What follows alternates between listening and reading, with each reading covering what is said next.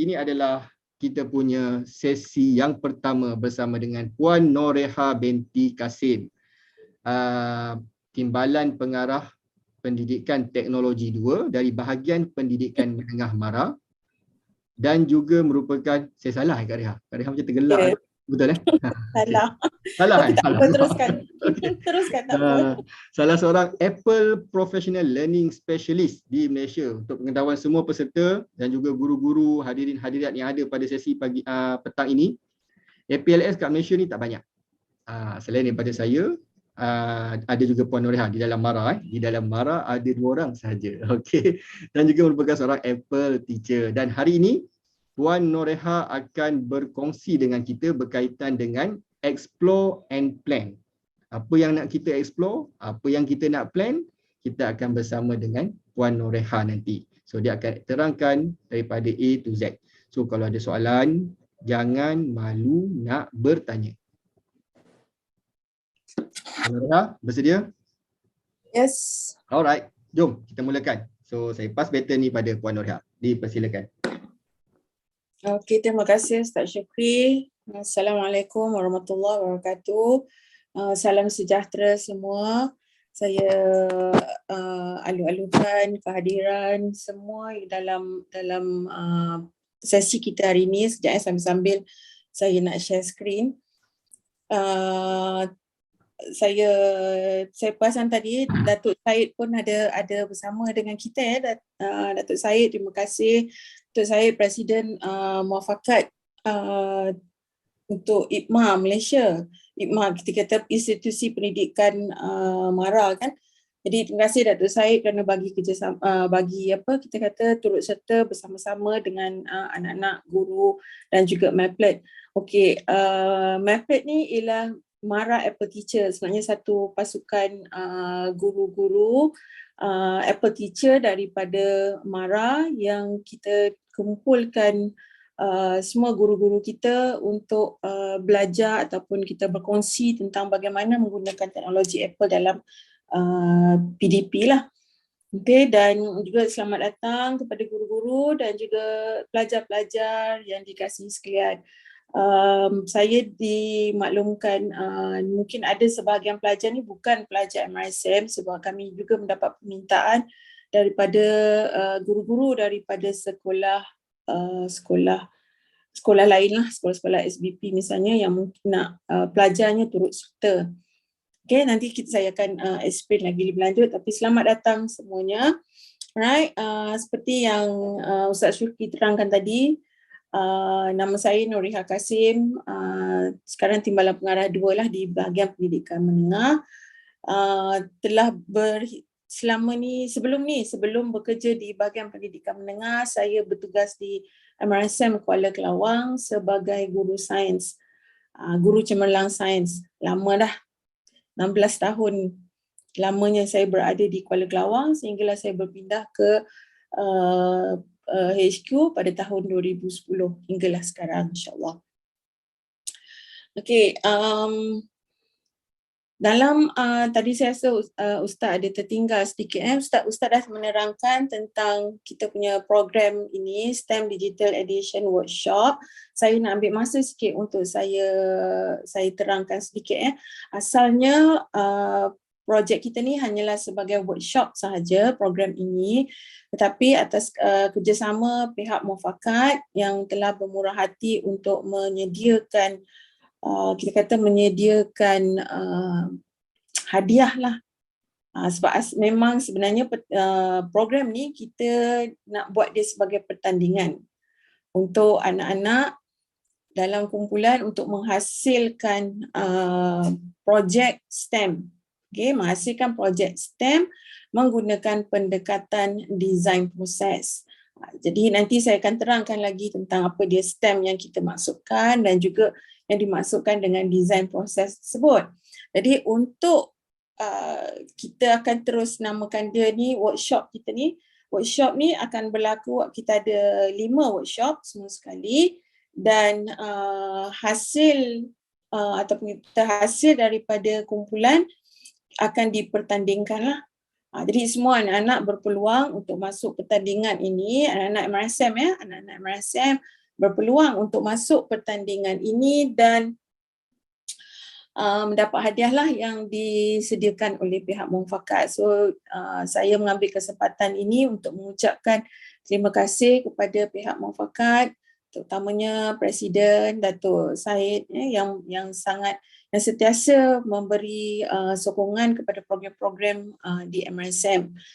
InsyaAllah kita akan ada kolaborasi, kita kata berkolaboratif lagi lah pada masa hadapan. Jadi untuk anak-anak for all students, this is a competition, but for this competition, everyone must attend a minimum of 4 workshops to entitle for participation certificate. So you will be given a certificate, sijil penyertaan. Semua orang yang attend workshop, minimum 4 workshop out of 5, okay, akan dapat sijil penyertaan. Okay, dan setiap kumpulan kita nak mesti ada 3 orang lah, 3 orang pelajar setiap kumpulan dengan ada seorang guru.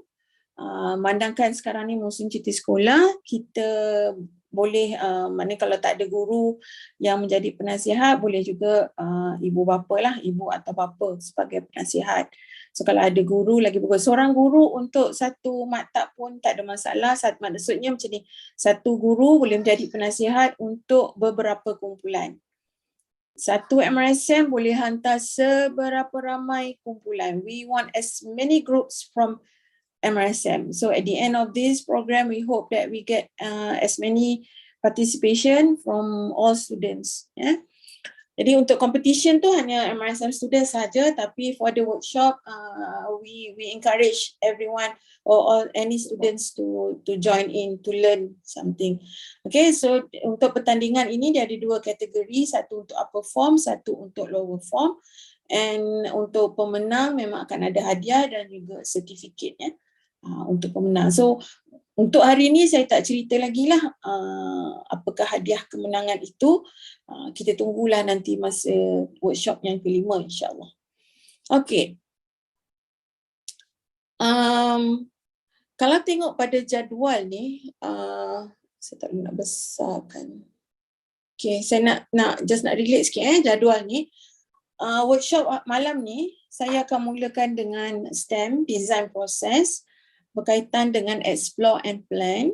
Hari esok, Dr. Azma Putra akan membawakan juga masih lagi dalam tajuk STEM and design process, tetapi build and evaluate. Workshop ketiga malam esok. Okay, kalau tengok yang workshop kedua adalah pagi, 10 pagi hingga 12 tengah hari. Workshop ketiga adalah malam, 9 malam hingga 11 malam. That why you will learn about how to create your stunning presentation with Keynote. Workshop keempat pagi, 10 pagi hingga 12 tengah hari, using the GarageBand. Okay, and workshop 5 at 9 in the evening until 11. Until 11 tu termasuk dengan apa kita kata Q&A. So you will be learning about iMovie and clips. Okay, so as Ustaz Syuk mentioned just now, please tengok apa tu dia punya tema dia. Tema untuk your project is about energy saving, clean water system and green technology. So for this time, for these workshops, we only give you 3 theme only. Okay, tak boleh, mungkin next year kalau kita buat lagi, kita akan besarkan lagi lah kita punya apa tu scope, ya. Yeah? Alright.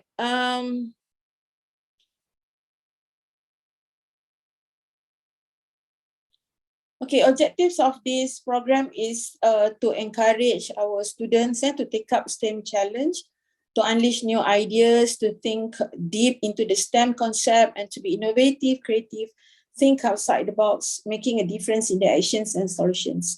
So untuk malam ni mungkin macam dengan lecture lah, dia punya apa tu kita kata untuk hands on tu tak banyak lah malam ni .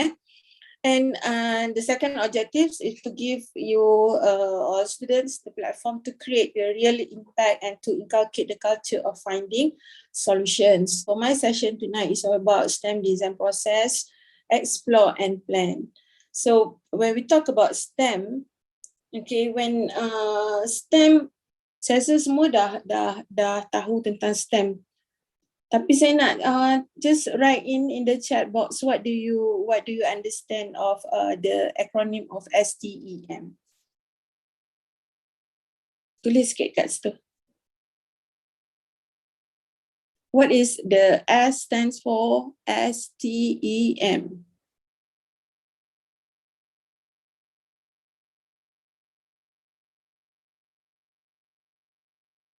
Wow, thank you Diana.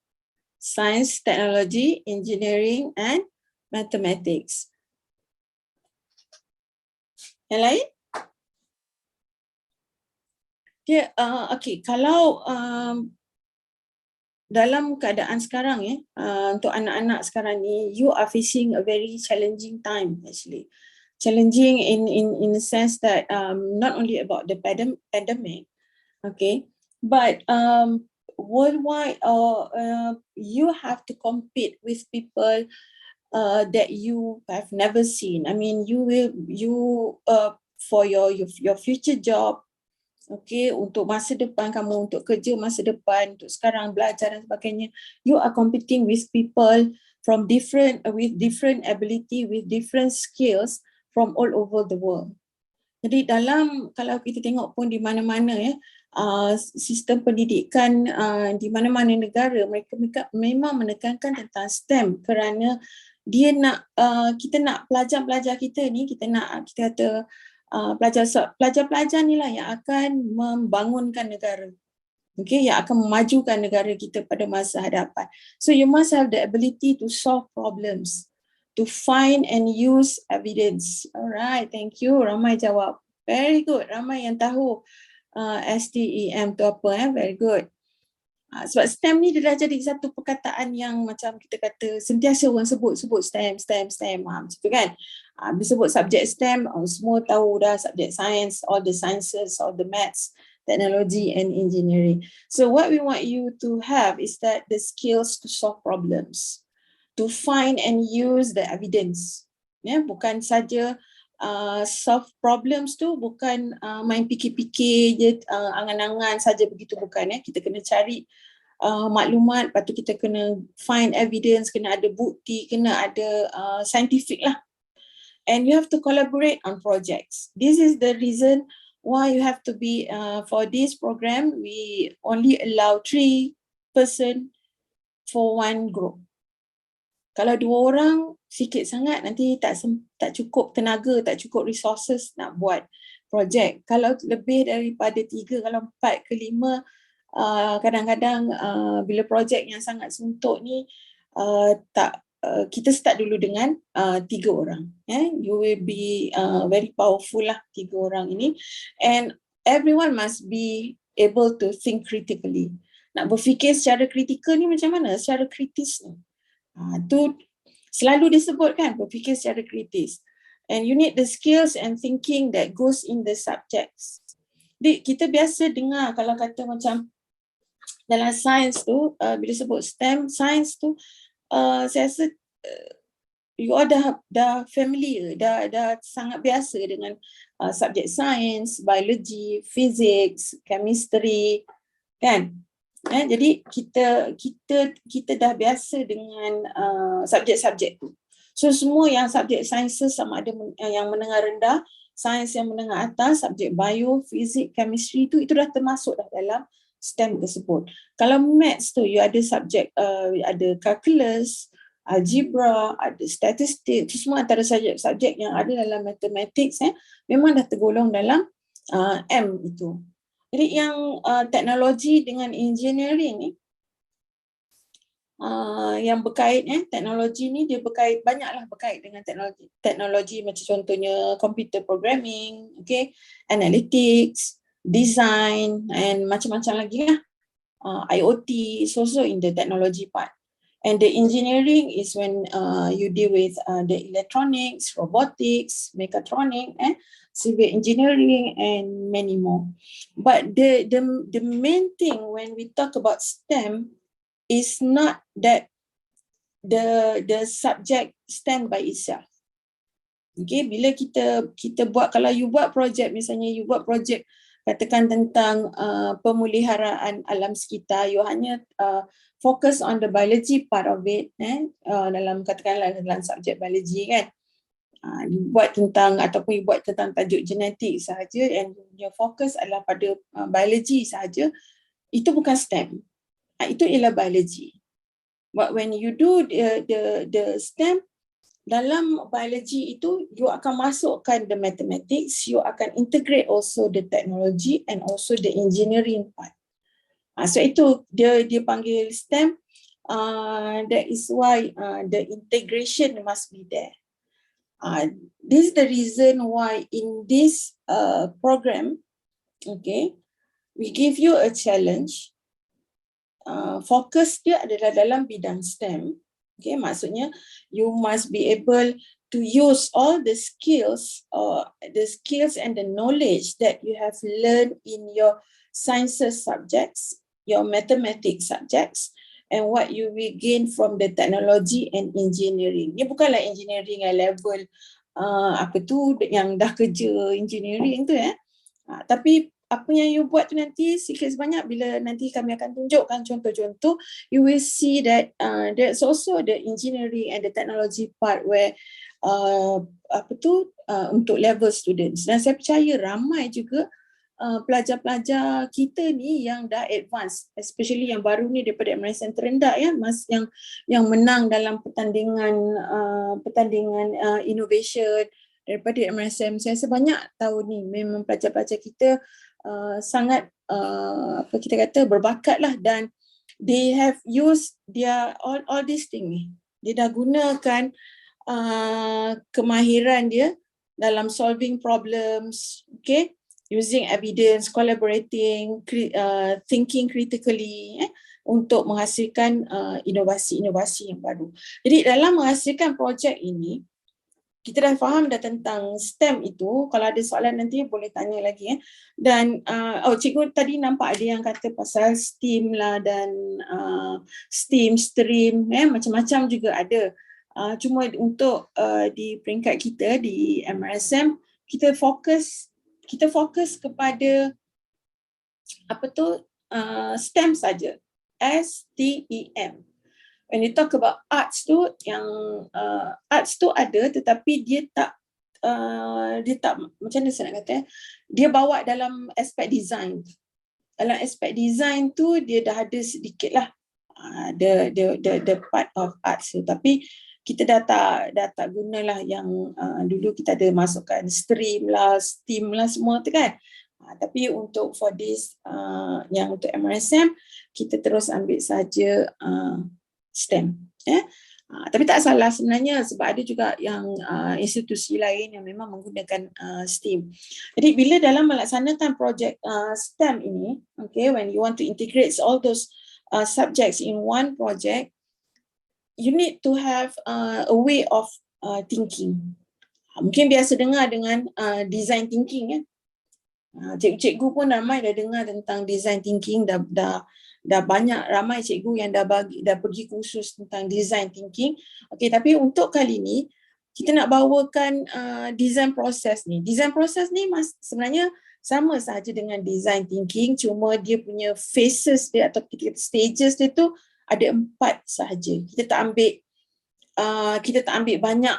Kalau dia dalam design thinking, depends on dia punya, orang kata dia punya mazhab mana kan. Ada yang 7, ada yang 12, macam itulah. So but it is a way of you to think of dia bantu kita macam mana kita nak menggerakkan projek kita. Kita nak mencari solution itu. So ini kaedah pemikiran ni yang kita kena gunakan. So dalam kali ni cikgu nak bawa anak-anak semua untuk kita kenal tentang design proses ni. Dia lebih senang nak ingat lah. Explore, plan, build, evaluate. Okay, explore, plan, build, evaluate. So the first one, explore, is for you to gather the information that helps you to define your story or to define your idea. Nombor 2 tu plan. Bila kita dah explore, kita plan, and then kita build, kita evaluate. So as mentioned earlier by Ustaz Shukri, we want you to at the end of this workshop, lepas dah melalui 5 workshop, dalam kumpulan masing-masing you have to think of apa projek ataupun apa permasalahan yang hendak diselesaikan dalam kumpulan anda nak selesaikan daripada 3 tema yang diberi itu. So kita punya skop 3 tema tu je, jangan fikir skop yang lain, nanti dia jadi terlampau banyak sangat benda yang kita nak selesaikan. Kita tak boleh nak selesaikan masalah dunia, tapi kita boleh selesaikan masalah yang berlaku sekitar kita, untuk kita cari solution yang terbaik. Jadi dalam mencari solution yang terbaik tu, kita untuk anak-anak ni kita gunakan design proses itu dalam framework STEM. Jadi ini cikgu tunjuk contoh, maksudnya nanti sebab setiap kumpulan kena hasilkan video. Kena hasilkan video saja dalam durasi video, dalam durasi 5 minit yang menerangkan tentang you punya projek. Okay, I give you an example. Boleh dengar bunyi sound?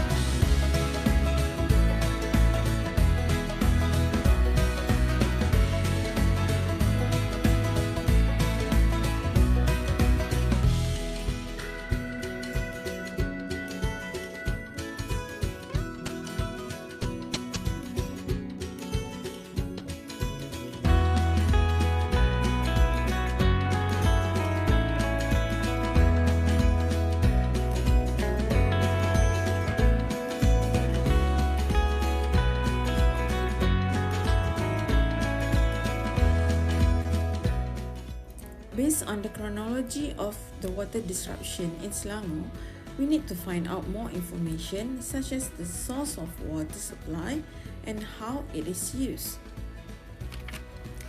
We also knew that the water disruption happened due to water treatment plant stop operation and because of pollution. So the next step is to get further knowledge about the water supply and also about what caused the pollution, where it happened, how to detect and how to prevent it.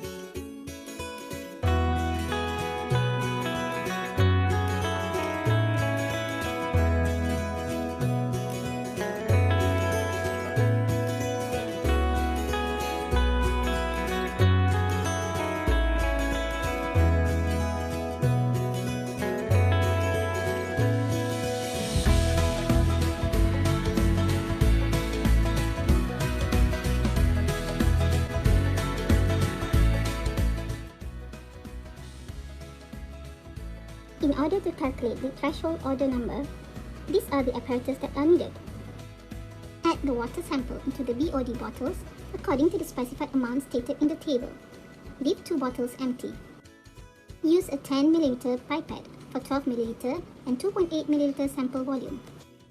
Fill the BOD bottles with the specified volume of water samples. Then, add order-free water to each bottle to make up the total volume of 200 ml. Next, we wrap the bottles in aluminium foil. Place labels on each bottle.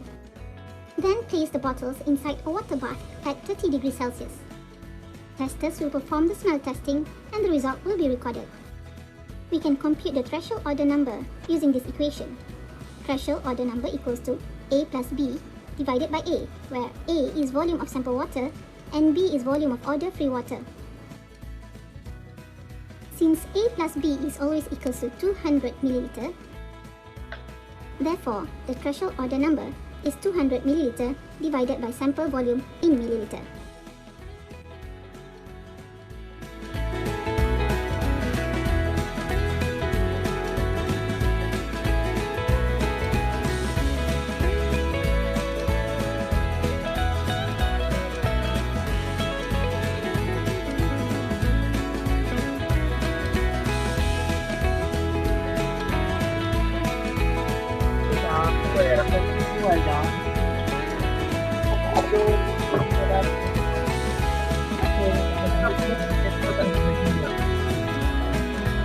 Wala donut.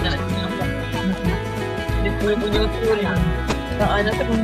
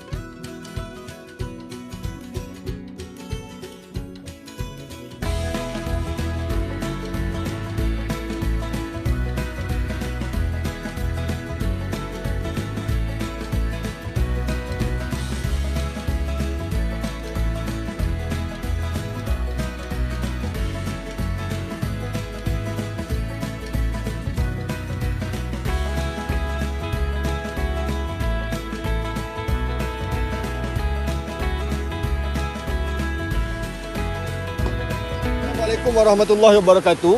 Saya tunjukkan bagaimana water sensor diguna pakai untuk mengenal pasti pencemaran yang berlaku di dalam sungai. So, bila water sensor tu berada di sini, okey, kita boleh lihat bila air mengalir dan ada pencemaran berlaku, dia akan mengeluarkan bunyi beep pada sensor tersebut dan kita akan dapat signal melalui telefon. Okey? So, bila bunyi beep itu berlaku, maksudnya air yang ada di kawasan kita berlakunya pencemaran. So, ini kegunaan water sensor tersebut. Okey? Sekian, terima kasih. Okey. Habis dah video ni.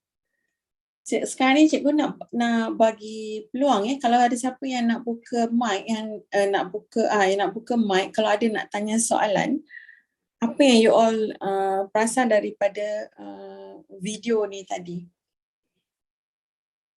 Nampak tak di mana sainsnya? Di mana biologinya, fiziksnya? Ada tak? Chemistry, ada tak chemistry? Ada tak mathematicsnya, teknologinya, okay? Dengan engineeringnya di situ, ada tak? Alright, so kalau boleh nampak dengan jelas semua ada ciri-ciri STEM tu. Yes, sebab itu yang dimaksudkan bila kita kata STEM tu, dia integrate semuanya ada dalam tu. Reka cipta pun ada, yes, because you have to design dan macam-macam lagi lah. Jadi dalam untuk hari ni, bila kita buat ni, nampak dia STEM tu dah nampak dah. Tapi bila nak buat tu, kita nak start tu, where do we want to start? Kita nak mula di mana? Kita nak mula tu, kita nak cari apa? Kita nak tahu tentang apa? So this is where the design process comes in. Thinking tu, ini yang bantu kita untuk buat projek kita tu. The thinking itself. Jadi untuk hari ini, okay, untuk malam ni, cikgu hanya akan bawa tentang explore dengan plan dulu. Dua benda ni je. Okay. Nanti esok Dr. Azma akan bawa pula dari segi build and evaluate. Okay. Kalau perasan tadi dalam video yang cikgu tunjuk, dekat build kita gunakan, kita buat prototype. Tapi yang itu prototype tu cikgu guna reality composer. Untuk anak-anak kali ni kita tak bawakan reality composer tu. You boleh buat prototype dari segi drawing, okay, ataupun nak menggunakan shapes, gunakan kalau siapa yang dah advance lagi tak ada masalah kalau nak guna, sebab bila you nak buat some people, you punya project tu you kena buat prototype. Ada yang tak perlu prototype, dia ada solution yang lain. Jadi terpulang tapi cuma nak bagi tahu kali ni kita tak guna reality composer. We allow you to, sebab ni hanyalah peringkat ideation. Okay, bila peringkat ideation maknanya kita tak perlu hasilkan prototype yang fizikal. Yang fizikal tu belum lagi. Tetapi kalau kata projek ni, maknanya you may take this opportunity, okay, take this opportunity to come up with your own SAM project. Okay, SAM kan school wide enrichment model tu yang ada dekat Maktab. For you to come up with your project. Mana tahu tahun depan you all pula yang masuk innovation. So these are the thinking tu yang penting tu. So what is kalau explore tu maksud dia apa? So every idea tells a story, and behind that story there is an inspiration. Maksudnya kita kena cari maklumat, informasi ataupun maklumat yang membantu kita untuk bawa cerita kita tu. Kat situlah yang kita kena explore, and kita kena engage dengan problem dia. So kalau saya bawa balik kepada video yang saya tunjukkan tadi, isu yang saya nak bawa kat situ sebenarnya adalah sebab itu kajian yang banyak berlaku, kes yang banyak berlaku pada tahun lepas lah sebenarnya, yang berkait dengan negeri Selangor. Siapa yang tinggal di Selangor, dia memang faham sangatlah. Ya, kita selalu sangat mengalami gangguan bekalan air, sehinggalah ramai orang troll kan, orang Selangor ni. Bila bab air tak ada, semua tak ada air kan, macam-macam lah. Jadi dari situ tercetus idea, macam mana kita nak cari solution untuk nak mengatasi masalah water disruption ni. Jadi bila kita nak selesaikan masalah tu, kita memang kena gunakan teknologi lah dengan engineering kat situ untuk kita selesaikan. Tetapi bila kita nak selesaikan satu masalah, kita tak boleh terus cari jawapan kepada masalah tu. Kita kena identify dulu. Kena pasti. Jadi kalau ingat balik video tadi yang saya tunjukkan, apa yang kita cari ialah kita kena explore apa yang berlaku. Maksudnya sebab saya bawa ni contoh kajian yang kumpulan kami buat ya. Jadi apa yang berlaku pada what happened to the water supply in Selangor. Okay. Kalau hilang pula video, dia tak berjalan.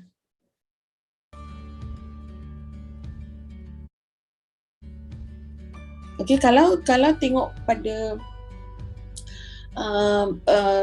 ini masalah yang ada ni, okay, bila masalah tu berlaku, kita kumpulkan maklumat-maklumat yang tentang masalah-masalah yang berlaku tu. Dan apa yang kat sini yang kita kata kita finding information. Kita gunakan semua apa kita kata, maksudnya kita cari daripada berita, kita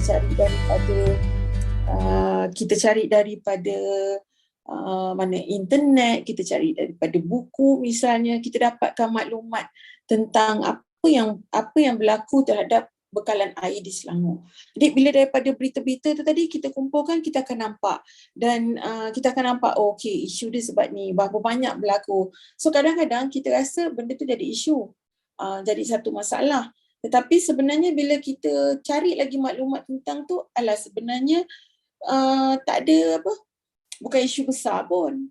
Contohnya lah kan kita kalau kata ada contoh yang you nak buat, tapi macam yang saya buat ni, bila tengok lagi, cari lagi maklumat, banyak rupanya, banyak kali berlaku ni water disruption. Jadi bila banyak kali berlaku water disruption, memang ada sesuatu yang tidak kena. Tapi dekat mana yang masalah itu? Jadi itu yang kita cari.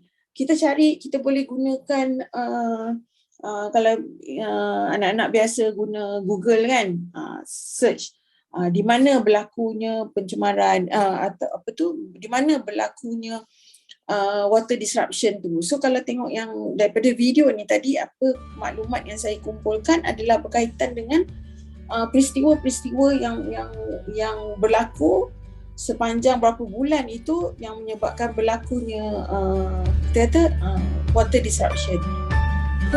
Kemudian daripada berita-berita tu disusunkan balik. Sebab apa? Saya susunkan semula ni mengikut kronologi sebab nak tahu, okey 7 hari bulan, contoh 7 Februari berlaku water disruption.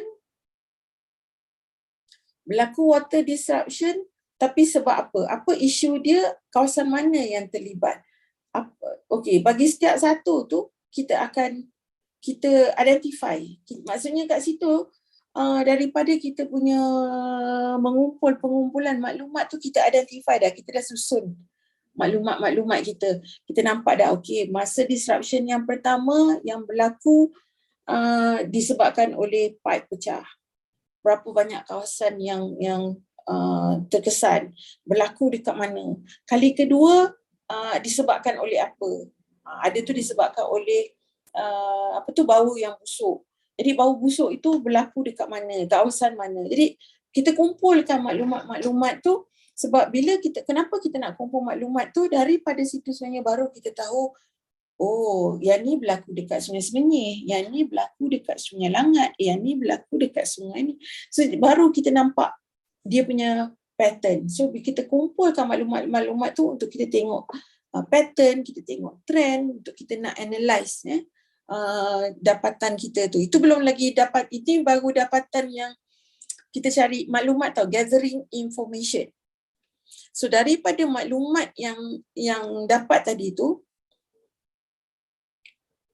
saya buat kumpulan kami, kita generatekan ideas. Maksudnya kita buat macam mind map lah. Okay, water disruption ni apa, bila kita nak tahu tentang water disruption, banyak yang kita kenal pasti. Kalau tengok kat sini kan, yang kita kenal pasti disebabkan oleh Loji tu tutup operasi. The water treatment plant stop operation. Why the water treatment plant stop operation? Because of pipe burst, because of maintenance works, because of bad smell. Okay, bad smell ni is also a pollution.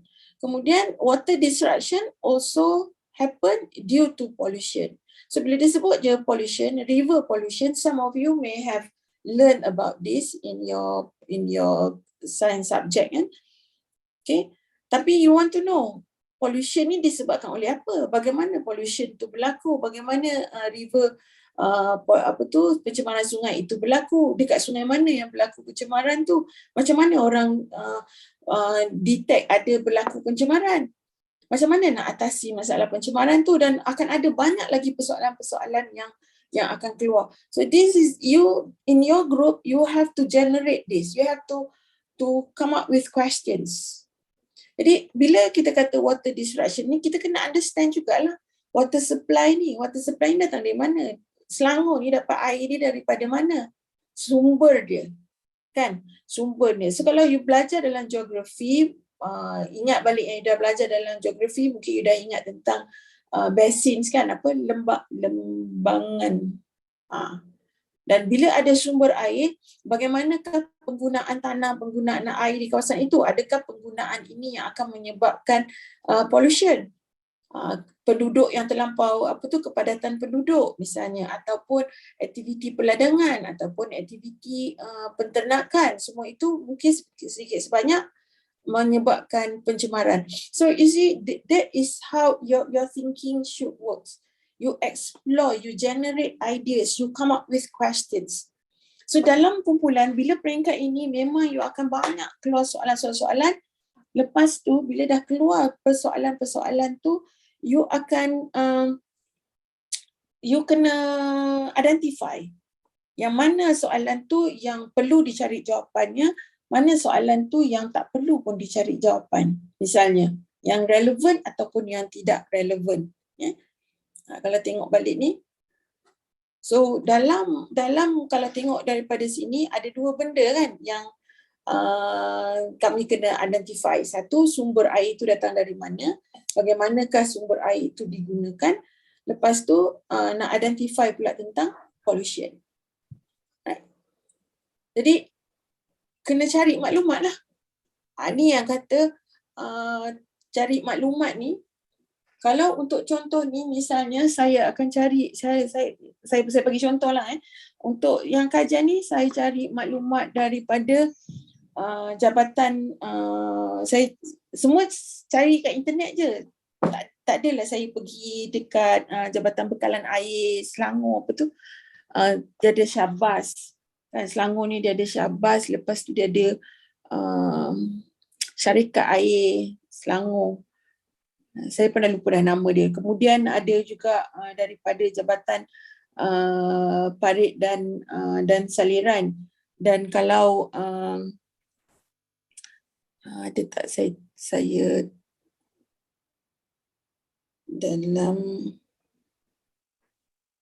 saya tak kumpul pula kejap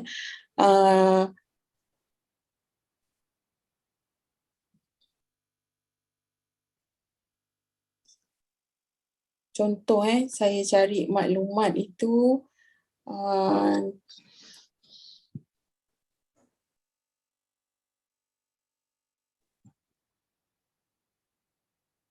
macam ni. I come up, bukan saya yang come up lah.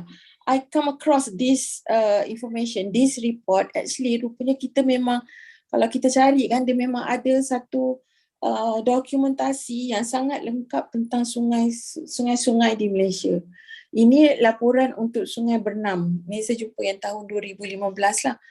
Jadi dalam laporan ni, very interesting dalam laporan ni, dia akan tunjukkan dari mana sungai tu, punca sungai. Kalau tadi tengok dalam saya punya video, nampak kan ini adalah jabatan-jabatan yang berkait yang terlibat sama, yang ada kaitan. State River Report nama dia ni, SOR.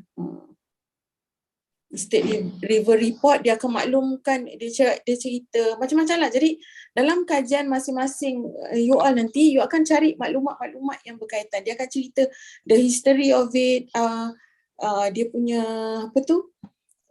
dari segi hidupan, flora, fauna, pasal river basin tu, mana sumber. Kan tadi nampak kan benda ni dalam saya punya dalam video yang saya tunjukkan. So maklumat tu saya cari dalam ni. Tapi ada juga maklumat yang lain yang tak ada dalam ni. Misalnya bila kita nak tengok dari segi kawasan mana, nak cari peta, then you have to use maps, guna apps, maps misalnya, ataupun Google Maps. Kita nak tahu maklumat-maklumat ni. So this is very interesting lah actually bila kita dapat maklumat tu. So it depends on your project. For example, katakanlah nak mencari maklumat yang berkaitan dengan boleh bagi ada contoh lain tak? Kan saya nak bagi contoh, katakan kajian tentang hutan misalnya, macam-macam. Carilah maklumat yang berkaitan. So itu generate ideas ni is very important. Sebab bila setiap satu yang kita buat tu, kita kena ada reference, bukannya kita reka-reka saja maklumat itu. Ni yang video tadi. Dan ingatkan masa saya kata bila nak cari macam mana sungai itu boleh jadi tercemar. Daripada sungai yang bersih, sungai yang cantik, yang tak ada pencemaran, akhirnya sungai itu tercemar. Apa yang berlaku?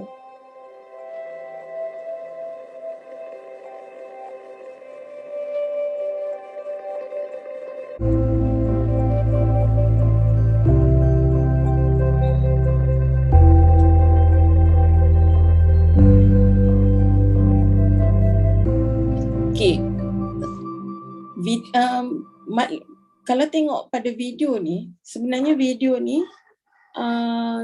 memang buat sendiri. Okey, cikgu punya tim buat sendiri video ni, hanya menggunakan Keynote.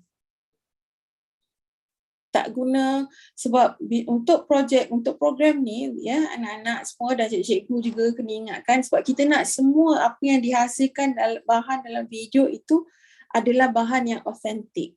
Original meaning that, authentic meaning that it is your creation, bukan you ambil daripada tempat lain. Musicnya you hasilkan sendiri, you compose your own music. Video tu you create your own video.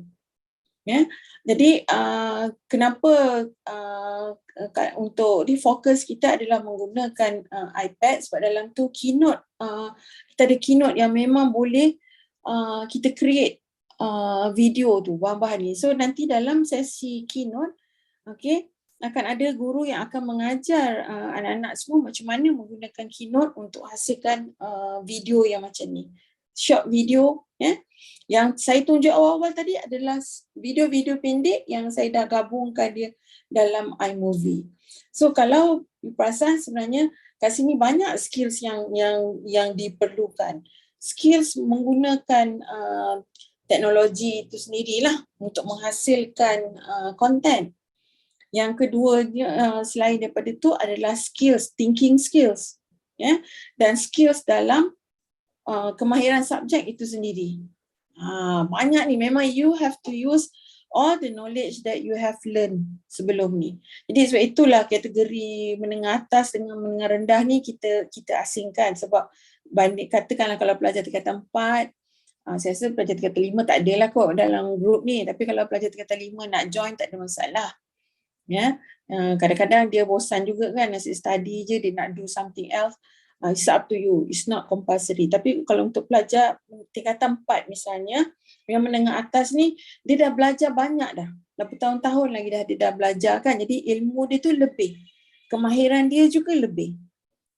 Beza lah juga dengan pelajar tingkatan 3, dengan pelajar tingkatan 2 misalnya. Kalau ada pelajar tingkatan 1, jadi tak apa, it's okay. You just, bila you buat pencarian maklumat, you explore about your topic, it doesn't matter whether you are tingkatan 1 ataupun tingkatan 2 ataupun tingkatan 3. Contohnya, you akan at par sebenarnya. At par maksudnya dia akan jadi sama level kalau you gunakan thinking process tu tadi.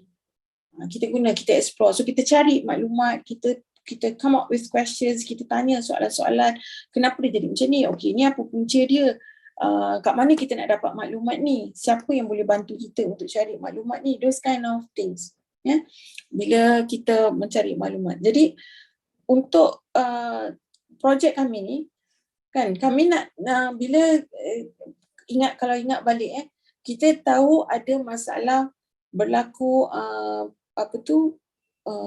kita kata water disruption, terputus bekalan air di Selangor.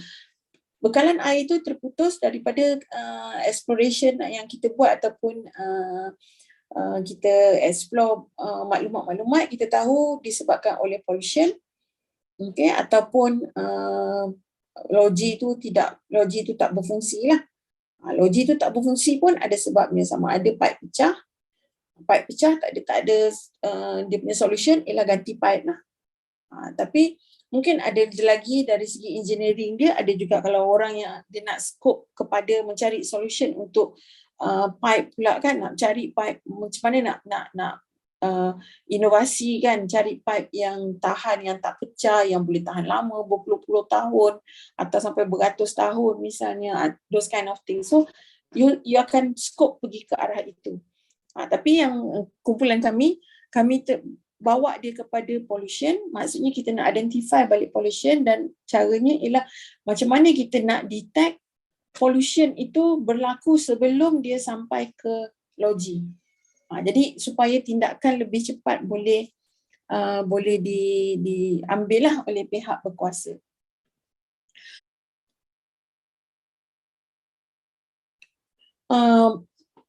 Ialah bila kita dah kumpulkan semua maklumat ni, kita kena saya kena bawa balik kepada saya bawa kepada video.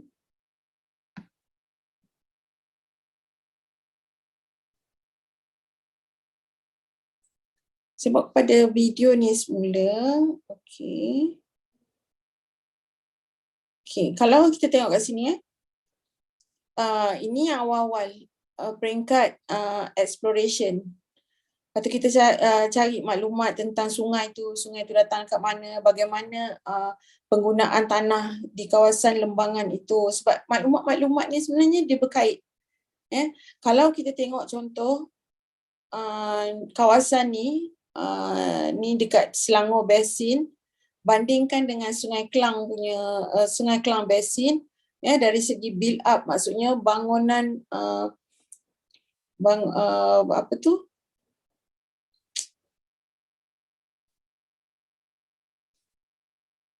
binaan yang sangat banyak. Kemudian kalau tengok yang warna merah, bila kita masukkan graf ni dan kita nampak yang warna merah tu adalah build up, maksudnya bangunan, kilang, sekolah dan sebagainya sangat banyak di sekitar lembangan ni. Tapi agriculture kurang. Hutan pun masih ada beberapa kawasan, misalnya dekat Selayang ni kawasan hutan dia masih lagi tinggi. Ampang Jaya pun hutan dia tinggi. Area Kelang pun tinggi. Tapi kalau kita tengok contoh dekat ada orang pening bila tengok macam ni. Di kawasan Sungai Bernam misalnya, nampak tak warna oranye, agriculture tu yang besar dekat area Hilir Perak, Hulu Selangor dan kawasan hutan. Kalau kita tengok pada graf tu lah, kawasan hutan dia pun lagi dari segi percentage-nya lagi besar. Tapi build up kecil. Hilir Perak ni misalnya build up dia lagi 0.7%, sangat kecil. So these are information. Jadi kita dah tahu dah dekat sungai mana yang banyak berlaku aktiviti. Jadi di situlah yang mungkin banyak berlaku menyebabkan berlaku pencemaran. So daripada maklumat-maklumat tu, water pollution tu, kita akan dapatlah water pollution tu disebabkan oleh apa. Kaedah untuk detect water pollution tu. Dari mana water pollution tu datang. So maklumat ni kita tunjukkan terus. Dan daripada situ, okay, kalau tengok kat sini kan, kat tengah-tengah how to detect, sebelum ni nak detect pollution tu, memang kita kata saintis ni, dia kena pergi dekat lapangan, pergi buat water sampling. Okay, macam ni lah. Dia ambil sampel air. Dia ambil lah sampel air banyak-banyak, lepas tu masuk dekat makmal, bawa balik ke makmal, dia kena kira calculate ni ton tu. Ton tu ialah satu unit yang mengukur kita kata odor, if I'm not mistaken, mengukur bau. Nanti cikgu kimia bolehlah tolong betulkan. So kat sini ni the chemistry of it. Cara dia guna. So ni semua kaedah-kaedah yang memang digunakan. So you bayangkan berapa lama dia nak dapat nak dapat hasil untuk tahu sungai tu tercemar, bau dia ada pencemaran bau ataupun tidak. It takes a very long time and tedious and banyak manpower. Okay. Jadi lepas dah dapat ni, cara yang ini tadi dalam video kan, maksudnya kita dah identify dah existing method ialah dia buat water testing dengan buat on-site sampling. Jadi lepas tu bila kita dah dapat maklumat-maklumat tu, kita kena come up with new methods ataupun new ideas, kaedah lain yang kita boleh buat. So our group, we come up with 3 ideas actually. One is to do the sensor, kemudian yang kedua kita guna fiber net, satu lagi kita guna drone. Fiber net ni maksudnya kita letak macam jaring fiber dekat sungai untuk dia trap sampah-sampah. So kalau untuk kita kata sisa fizikal, mungkin kita boleh kutip lah, kita dapat lah kita kata buang sisa-sisa tu yang boleh menyebabkan pencemaran, tetapi kita tak boleh nak detect, kita tak boleh nak sekat ataupun nak prevent yang pollution daripada bahan kimia. So that is why we come up with idea kita ialah kita akan kembangkan sensor ni. But from this, okay, kita kena ada kita kena ada idea. Kalau kita guna ni, okay, apa yang kita akan dapat. Kalau kita guna kaedah ni, apa benda, apa yang boleh berlaku, apa yang kita boleh buat, apa tak boleh buat. Kalau guna kaedah ni, ada cara-caranya. So sebenarnya kaedah-kaedah ni, 3 kaedah ni boleh dilaksanakan. But which one is the most effective? Okay, ataupun cost effective. Kat situlah nanti datang part evaluation.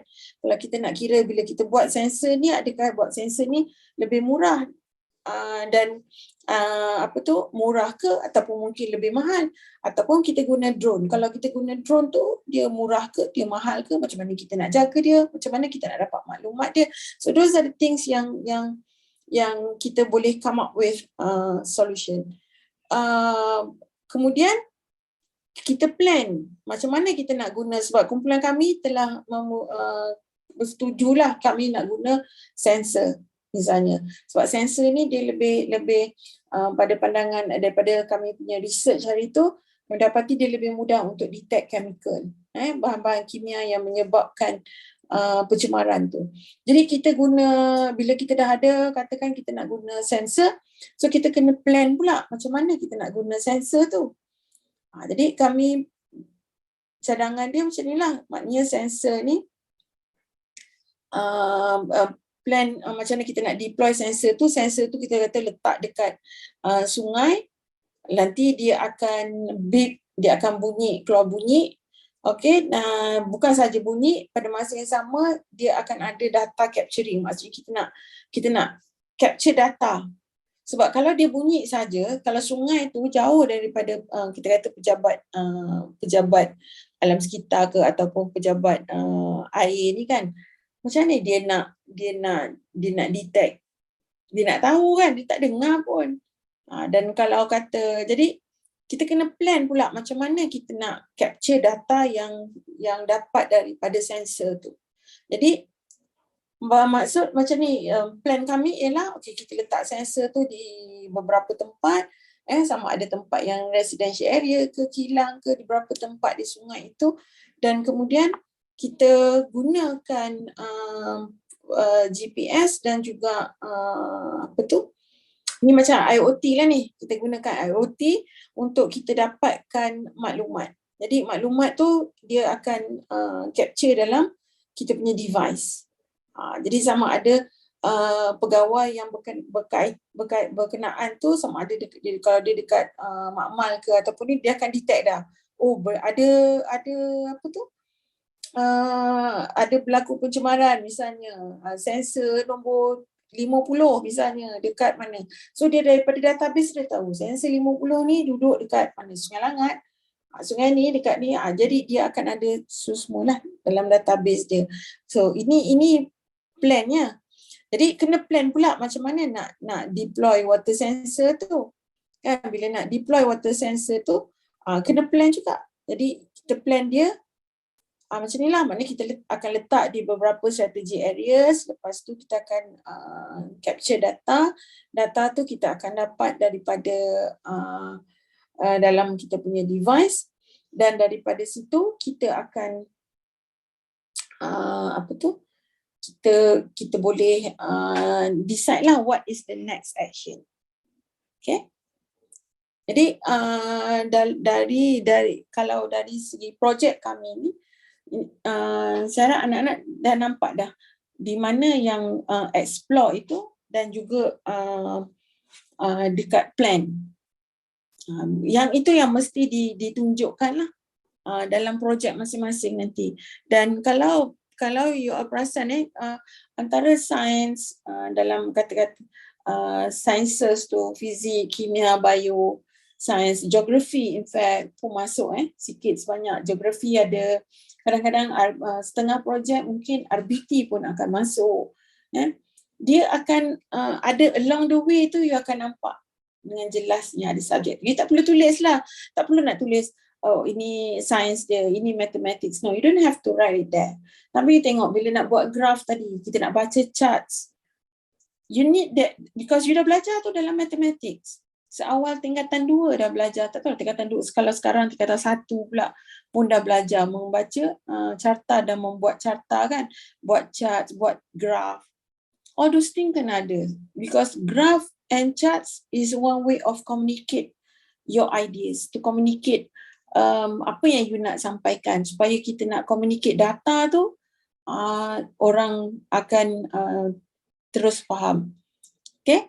Dan katakan macam dalam projek kami ni, kami teruskan pula bila dengan build tu, kita buat prototype. So bila prototype ni untuk kami punya projek, kami gunakan Reality Composer lah. Sebenarnya kalau nak guna Shaper 3D pun boleh, ataupun sekadar buat lukisan, sebab dalam mathematics pun you all ada belajar yang cara lukis guna apa tu, gunalah objek-objek trapezium ke silinder apa benda semua tu kan, ataupun dalam RBT pun ada dah belajar buat design kan. So use that knowledge to create your apa kita kata your prototype. Sebab bukan you don't have to do the real physical prototype, hanya yang you punya idea je. So yang idea tu you can show it through drawings, okay, ataupun you nak create video. Dan yang bestnya bila yang ini kita gunakan teknik green screen. Okay, kita nak simulate dan kita nak buat satu simulasi macam mana prototype kita tu kita gunakan dalam keadaan sebenar. Bila kita boleh buat, bila tunjukkan macam ni, dia akan bawa kepada contextual. So kalau ada kumpulan yang boleh hasilkan macam tu kan, you buat simulasi, so jangan risau sebab green screen nanti kita akan ajar juga dalam iMovie, nanti akan diajar tentang cara nak membuat green screen macam tu. So reference mesti kena ada. Bila kita buat kajian yang sebegini, reference tak boleh tak ada lah, mesti kena ada reference. Alright. So sekarang saya rasa Ustaz Syu, saya terus buka kepada persoalan lah kalau ada. Okey, kalau saya tengok di chat sekarang, ada soalan. Kak Reha. Okey, alright. Memang kena guna iPad ke? Okey, dia begini kalau kita dia macam ni, untuk workshop ni memang presenter semua dia akan tunjuk menggunakan apps yang menggunakan iPad. Tetapi kalau pelajar tidak ada iPad, nak guna device yang lain, tidak ada masalah. Pada saya macam ni lah. Sebab at the end of it, yang you masuk pertandingan adalah you hantar video. Betul? You hantar video project STEM. Maksudnya apa problem yang you dah identify dan apakah solution yang you nak cadangkan, you boleh buat. Tetapi dalam menghasilkan video itu, kita nak tengok yang elemen tu tadi tu. Dia ada originality, dari segi kriteria tu, kita akan bagi detail, kita akan bagi detail hari last nanti. Kita akan nyatakan detail dia pada hari yang workshop yang kelima nanti. Tetapi kita kena hasilkan misalnya music, katakan you nak hasilkan background music, sebab kalau kita buat video tak ada background music ataupun tak ada sound effect, macam tadi kan sound effect bunyi beep, bila kita sebut ada beep tapi tak dengar pun bunyi beep, so tak seronok lah, so kita kena insert lah bunyi beep tu kan, so that is the sound effect that you need. So mungkin you punya project you nak sound effect yang lain ataupun you nak background music yang lain, so all those things you kena compose sendiri. Jangan ambil yang ada dekat dalam yang apa kita kata yang ada, ambil je yang orang lain punya. We don't want that. So kalau katalah you nak buat sound effect bunyi hujan, you record lah. Bila time hujan turun tu, you record lah bunyi hujan tu, and then you masukkan dalam video. Tak ada masalah macam tu. Jadi macam kalau tengok balik macam gambar yang ada yang saya tunjukkan ni kan dekat dalam gambar ni, yang ni memang saya lukis sendirilah, gambar loji air. Kita lukis sendiri, sebenarnya gambar loji itu gambar loji yang sebenar. Okey. Lepas tu kita lukis supaya bila lukisan itu dia jadi hak kita. Gambar yang tu adalah gambar orang lain. Right? Jadi katalah dalam satu kumpulan, kalau ada yang dah pilih kumpulan, ada yang belum pilih kumpulan, mungkin dalam satu kumpulan ada suatu orang ataupun dua orang saja yang ada iPad pun boleh, tak ada masalah. Because bila you nak generating ideas tu, you don't have you boleh guna apa-apa saja device kan untuk you nak generate ideas, nak buat mind map. So kalau kata you ada you punya mind map yang you generate ideas tu, bolehlah ditunjukkan. Okay. Okay, kalau guna selain dari iMovie, Keynote dan GarageBand, boleh kan?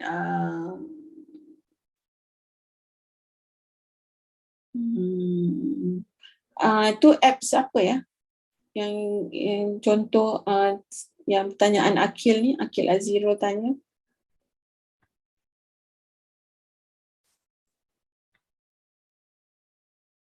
Oh, nak guna Filmora Extra kan? LumaFision ke macam tu. Macam mana? Yang ni, okey macam ni. Yang detail ni, dari segi teknikal ni, kita akan maklumkan hari kedua nanti. 14 hari bulan. Boleh Sebab kami kena satu lagi, sebab kita kena bagi, kena tengok jugalah untuk yang lain apa yang boleh dengan yang tak boleh. Okay. Dari segi yang copyright sound, free sound on YouTube tu, dia kadang-kadang free sound ni sebenarnya kita nak galakkan you create sendiri. You compose your own. Sebab kalau kita nak ambil saja yang daripada yang ada di luar tu kan, dia you punya apa kita kata thinking of creating your own tu. You must be proud of what you create, apa yang you hasilkan sendiri. Okay, ada soalan lain lagi? Yang detail untuk teknikal, macam cikgu kata tadi, untuk teknikal cikgu memang kita akan detail out masa hari last lah, hari last. Tetapi sebab kita kan semua ada dalam grup Telegram, you may request ataupun boleh sebut, boleh tanya perkara-perkara ni dalam grup Telegram juga, supaya kita di pihak kami aware lah apa kekangan ataupun apa masalah yang kalian hadapi kan, jadi mungkin ada yang kita boleh bantu. Size limit size video tak ada, kita cuma limit masa saja, limit 5 minit. Kena pandailah susun supaya 5 minit. Macam kalau saya mengakulah saya punya video tadi tu macam slow sikit kan, macam hambar je, tapi sebenarnya ada je sebab you all ni lebih kreatif, anak-anak ni lebih kreatif, biasanya dia akan hasilkan projek dia ataupun video dia tu lebih kebabom lah, lebih macam meletup video dia. Tak ada masalah kalau boleh kreatif itu. Tapi yang pentingnya sebab dari satu segi saya tekankan konten itu antara penyumbang markah yang besar. Konten itu bagaimana you menggarap STEM itu menggunakan design thinking ataupun design proses itu. Bagaimana kamu explore the ideas, how you explore the problems, how you explore the solutions, or how you explore the possibilities. Benda-benda tu kita nak tengok, so kita akan nampak tu dalam you punya thinking bila you susun tu, kita akan nampak. Kalau bila you dah masuk pada plan, macam mana you plan you nak buat benda ni, you nak gerakkan ni. Jadi sebenarnya dalam workshop ni nanti, saya tadi dah tunjuk satu contoh video yang lengkap.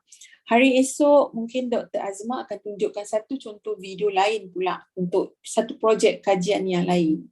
Nanti presenter yang ketiga, presenter keempat dan kelima juga mereka akan tunjukkan satu contoh berbeza hasil projeknya. Jadi saya harap daripada contoh video yang kami bagi tu, anda akan ada idea lah, oh boleh buat macam ni, oh boleh buat macam ni. Dari segi how you present your ideas and how you present your thinking process. Okay, mungkin ni antara soalan yang mungkin Kak Rehan boleh ulang sikit lah. Saya terlambat masuk jadi saya tak faham apa itu maksud STEM sendiri, cikgu. STEM. Okay, STEM tu kalau tengok yang saya tunjukkan ni kan, it refers to apa tu? Science, Technology, Engineering and Mathematics. Okay, saya rasa yang bila sebut Science, Technology, Engineering and Mathematics tu ramai dalam kalangan pelajar memang dia dah biasa dengar. Tetapi yang mungkin yang tak biasa tu adalah macam mana sebenarnya bila kita sebut Science, Technology, Engineering and Mathematics tu, dia haruslah integrate tau. Dia ada integrasi antara setiap satu tu. Dia bukannya stand alone. Dia bukannya bila you belajar tentang you study bio tu kan, misalnya you buat dalam makmal kan you buat eksperimen bio. Okay? That is not STEM. Itu you belajar biology. Dalam subjek fizik misalnya, you akan buat amali, you akan ada buat research juga yang dalam fizik. That is not STEM. That is physics. Subject physics. Okay? Sama juga macam bila you belajar maths, misalnya you akan belajar dalam maths, misalnya masa tu you belajar tentang algebra, you belajar linear equation, ataupun you belajar tentang differentiation. So that is mathematics. But itself, it is not STEM. But when you say STEM, you have to integrate all those knowledge from those subjects, the knowledge and the skills to come up with a solution to solve a problem. Dia mesti bila kita nak selesaikan satu masalah, kita kata satu masalah ni ialah a real world problem lah. Contoh masalah misalnya katakan masalah apa katakanlah hari tu kalau saya ambil contoh projek yang menang inovasi tu kan, dia bukan projek yang laksa, saya nak ambil satu contoh projek lain dia buat isu dia ialah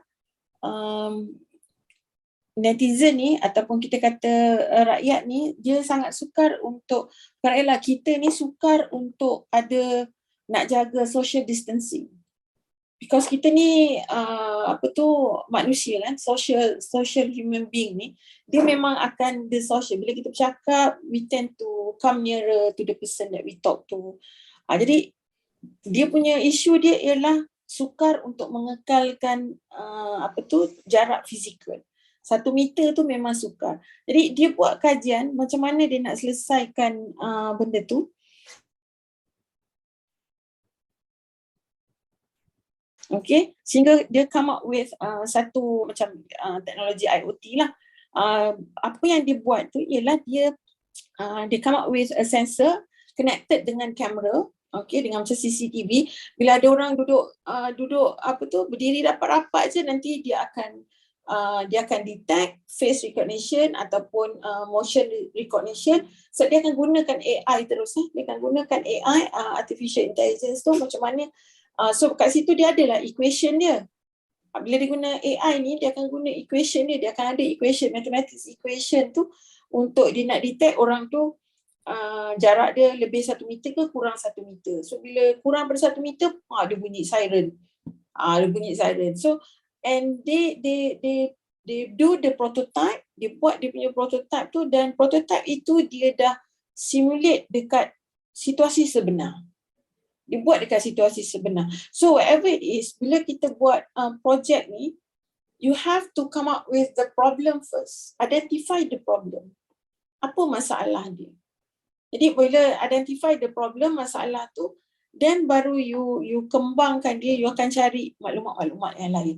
Dan kena ingat, identify the problem tu adalah daripada 3 skop yang kita bagi tadi awal-awal tu. Energy saving, clean water system dengan green technology. Jangan buat yang lain. 3 tu pun sebenarnya sangat banyak, sangat luas dia punya skop untuk you all buat kajian ataupun mencari masalah, problem daripada situ. Dia kalau menjawab balik kepada soalan STEM tu tadi, dia bila kita buat STEM ni secara integration, kita integrate all the subjects, all the knowledge and skills, you will be able to solve problems. Okay, and to find solution and use evidence. You bukannya buat hanya sekadar macam based on your idea atau macam kita kata main cakap je, kan, pandangan sendiri. Tapi pandangan you mesti based on facts, based on backup by data, backup by other researchers, macam tu. And you have to do the work collaboratively. Dia tak boleh buat seorang-seorang. Sebab itu kami syaratkan 3 orang satu kumpulan. And think critically ni mesti itu memang kena ada lah. Untuk anak-anak sains mara ni memang kena ada think critically. Dan cara nak think critically yang ni, kita nak dia bawa guna design process ni sahaja. Explore, plan, build, evaluate. Dia mudah sikit sebab dia 4 je. Senang nak ingat lah. Untuk peringkat sekolah menengah ni, kita ingat explore, plan, build, evaluate.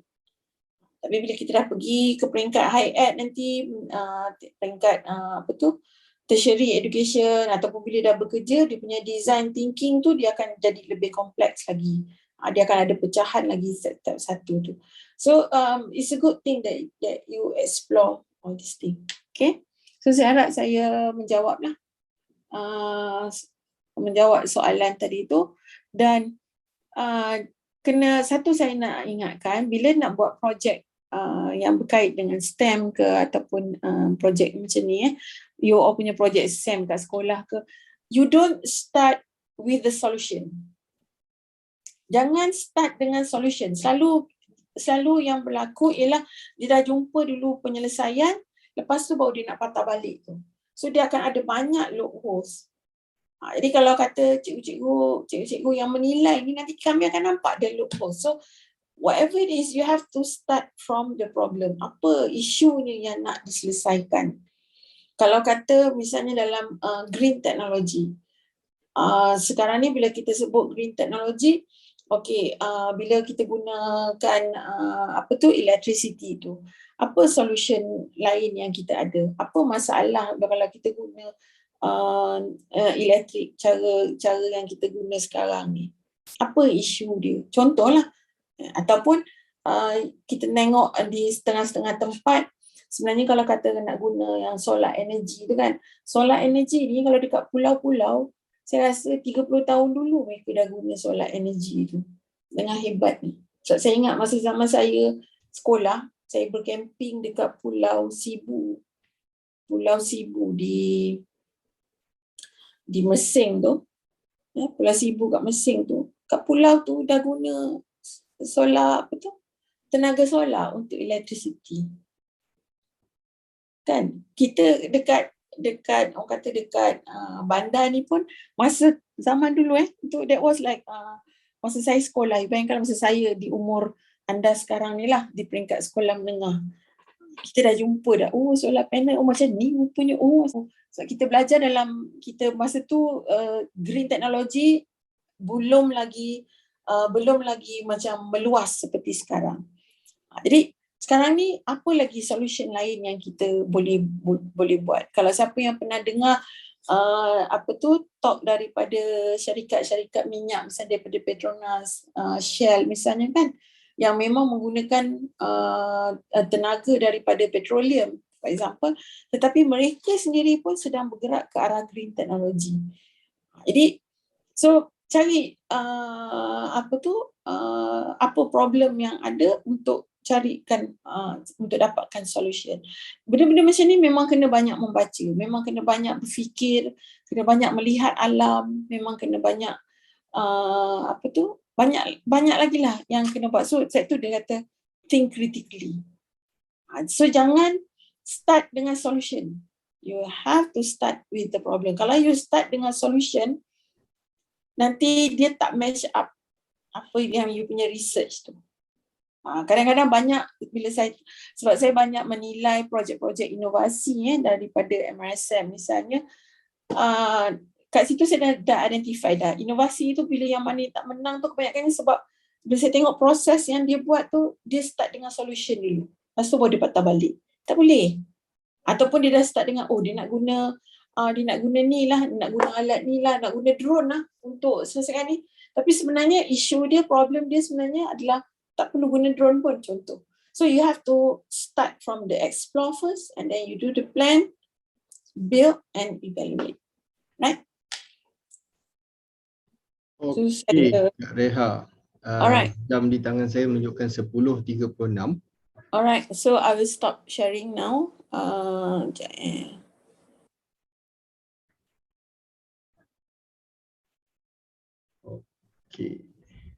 Alright, start.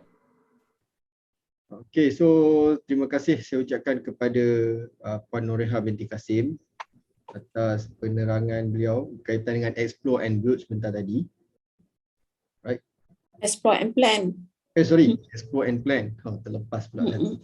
Okay. Okay. Besok. InsyaAllah besok pagi 13 Disember.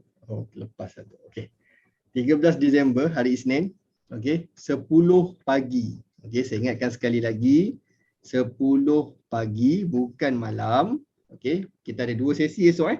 Sesi pertama pagi dan sesi kedua malam. Sama macam waktu hari ni, 9 hingga 10.30.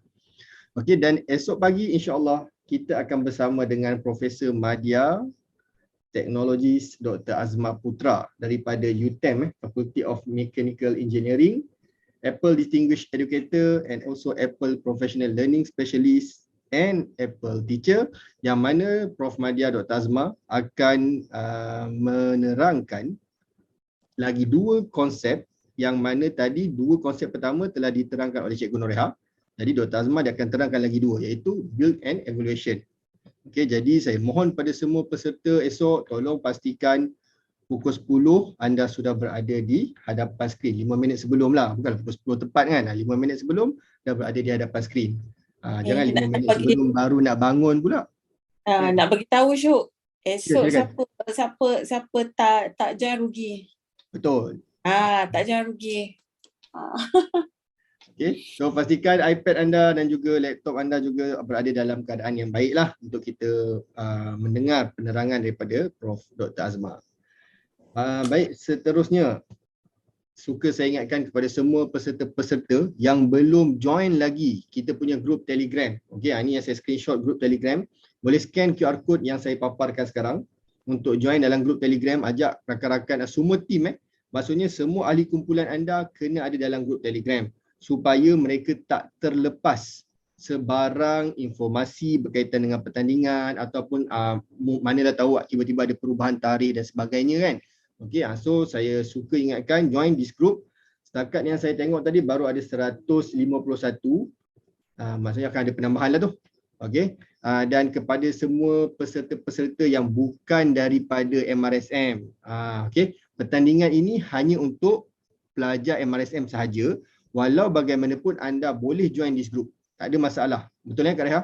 Betul. Okay, join this group bukan sebab apa? Untuk dapatkan informasi, untuk dapatkan apa orang cakap input-input daripada kita punya semua penceramah. Okay, so kita akan share dalam group Telegram. Okay, no problem. Sesi bergambar. Alright, so saya stop share screen. Saya mohon pada semua peserta-peserta untuk on kamera anda. Saya bagilah masa kejap dalam 10 second. Siapa yang nak pakai tudung ke, nak tutup-tutup dan sebagainya. Okay, boleh onkan kamera anda sekarang. Right. Sharing. Okey. Terima kasih pada yang sudah on kamera. Saya boleh nampak kat sini ada Hasha, Afidah, Abu Hanifah Aid. Afidah tapi nama perempuan ni. Okey. Ada Kashvin, Akil Azirul. Ramai ni. Terima kasih pada yang sertai kita pada malam ini. Saya close yang ni dulu. Close this one. Right. Okay, saya akan silakan. Apa tu siapa tadi, Fida ke siapa yang ada URL link kehadiran tu, sebab ada yang tak sempat scan. Dia tak sempat scan. Lepas bergambar kan kita buka balik scan kehadiran. Boleh. No problem. Lepas ni saya akan share screen balik untuk QR code kehadiran. Okay. So tolong on kamera sekarang. Alright, saya akan kira sampai 3 untuk saya screenshot lah. 3, 2, 1, senyum. Janganlah tak senyum. Korang ni ambil gambar pun nak serius. Senyum. Yes. Jangan serius benar. 3, 2, 1. Alamak, ini gambar apa ni? Sekejap. Okay. 3, 2, 1. Right. Boleh on kamera. Tak ramai yang on kamera ni. Jangan malu-malu. Contohnya anda kena bagi tahu anda daripada MRSM mana. Okey, 3, 2, 1. Right. Last page yang ada gambar yang on camera. Last page yang on camera. Okey. 3, 2, 1. Okey, terima kasih kepada semua yang on camera. Okey. Itu sahaja dari saya dan juga saya mewakili pihak penganjur yang mengucapkan jutaan terima kasih kepada Puan Noreha atas perkongsian yang beliau berikan tadi. Dan terima kasih kepada semua peserta-peserta serta guru-guru pengiring yang join kita pada sesi malam ini. InsyaAllah besok tepat jam 10 sekali lagi akan bersama dengan saya as a moderator dan juga Dr. Azma selaku penceramah kita.